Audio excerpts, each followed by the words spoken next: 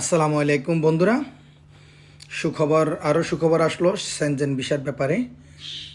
আপনারা এই ভিডিওটা দেখলে বুঝতে পারবেন। তো সবাইকে বলবো এই চ্যানেলটি সাবস্ক্রাইব করুন, লাইক কমেন্ট এবং শেয়ার করুন, কারণ আপনার একটি শেয়ার আপনার আরেকজনে এই নিউজটি দেখতে পারবে।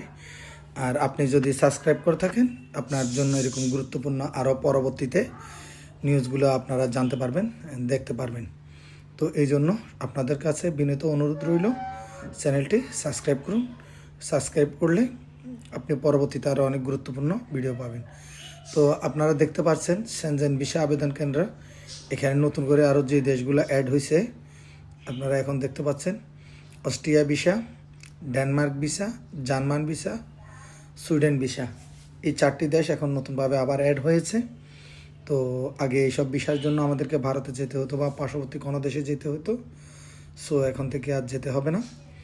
ঢাকাতে যে বিএফএস গ্লোবাল, এটা বনানীতে আপনারা যেখানে যেখানে এই কী বলে গ্লোবাল বিএফএস আছে, আপনারা ওইখানে এই কাজগুলো করতে পারবেন।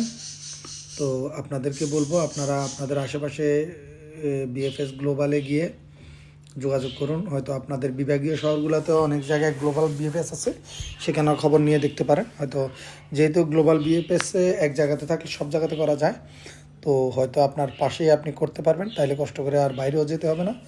আর যদি বিভাগীয় শহরে করা যায় তাহলে আমাদেরকে কষ্ট করে ঢাকাতেও যেতে হবে না। তো আপনার এই ভিডিও শেয়ারের মাধ্যমে অনেকেই এই নিউজটি জানতে পারবে, উপকৃত হবে।